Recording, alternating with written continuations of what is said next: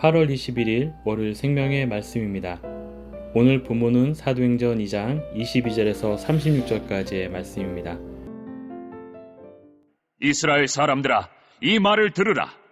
너희도 아는 바와 같이 하나님께서 나사렛 예수로 큰 권능과 기사와 표적을 너희 가운데서 베푸사 너희 앞에서 그를 증언하셨느니라.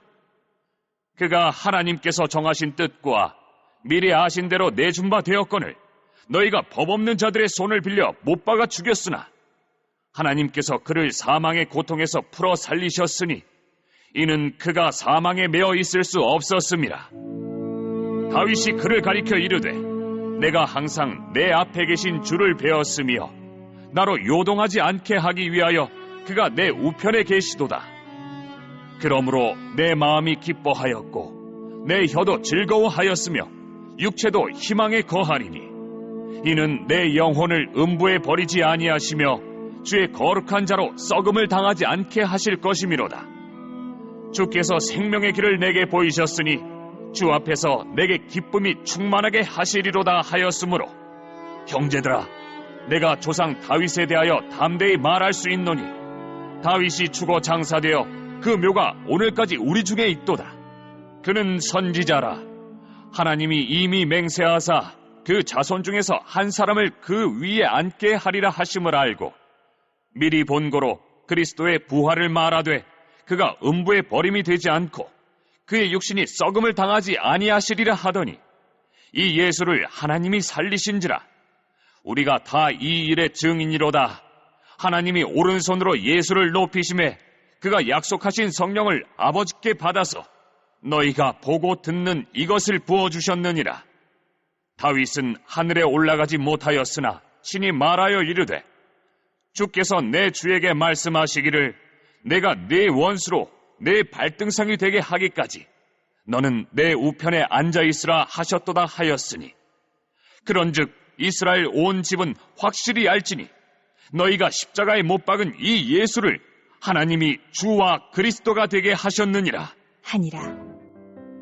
앞에서 베드로는 하나님의 모든 백성이 성령을 받는 새로운 시대가 시작되었음을 선포했습니다.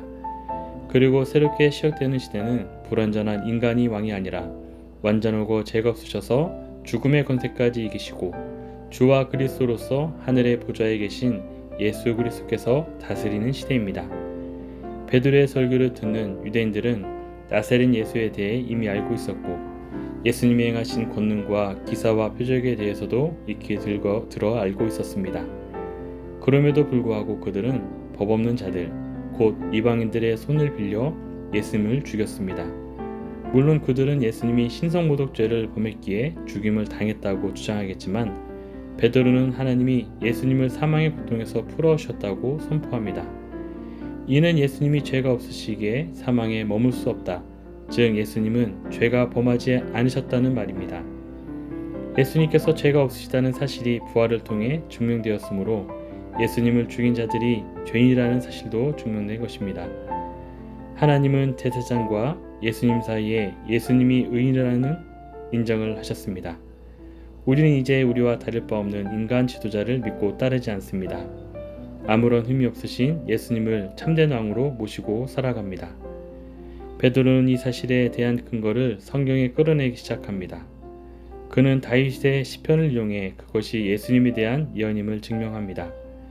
다윗은 내 영혼을 음부에 버리지 아니하시며 주의 거룩한 자로 썩임을 당하지 않게 하실 것이미로다 라고 노래했는데 베드로는 여기에 언급된 나가 다윗일 수 없음을 증명합니다. 다윗은 이미 죽어 무덤에 묻혀 있기 때문입니다.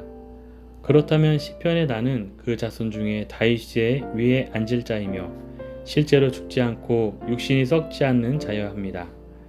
이는 사실상 불가능한 일이지만 베드로는 다윗이 성령의 능력으로 예수님의 부활을 미리 바라보았기에 이 시편을 기록했다고 선언합니다. 이처럼 예수님은 하나님의 섭리 가운데 온 세상을 다스릴 왕으로 준비되셨고 십자가와 부활을 통해 만왕의 왕이 되셨습니다. 베드로는 자신이 부활하신 예수님을 직접 목격한 증인이라고 강조합니다.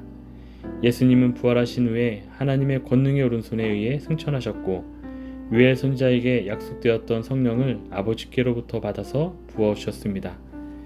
예수님은 유엘 선지자의 예언을 성취하신 분이고 당신을 믿고 따르는 제자들 곧 교회에 성령세를 주셔서 권능을 발휘하게 하시는 왕이십니다. 베드로는 다시금 시편을 인용하며 예수님은 다윗이 예언의 주가 되셔서 하나님의 우편에 앉으셨다고 선포합니다. 그러므로 예수님은 주이시며 그리스도이십니다. 베드로는 이처럼 예수님이 온 땅을 다스리는 왕이 되셨음을 선포합니다. 예수 그리스도께서 구주와 왕이심을 믿고 고백하는 자들에게 성령님이 하셔서 예수 그리스도의 다스림에 순종하는 하나님 나라 백성으로 세워가실 것입니다. 이제 누구든지 예수님을 믿어 성령을 받은 사람은 하나님의 권세를 수여하게 됩니다. 예수님은 지금도 살아계셔서 우리를 다스리고 계십니다. 우리는 주 예수님을 주님이시요 그리스도라고 고백합니다. 이 놀라운 사실을 잊지 마시고 우리 성남교회 성도님들은 예수님이 왕이시며 구주이신 하나님 되신 예수님을 담대하게 선포하시기를 축복합니다. 기도하겠습니다.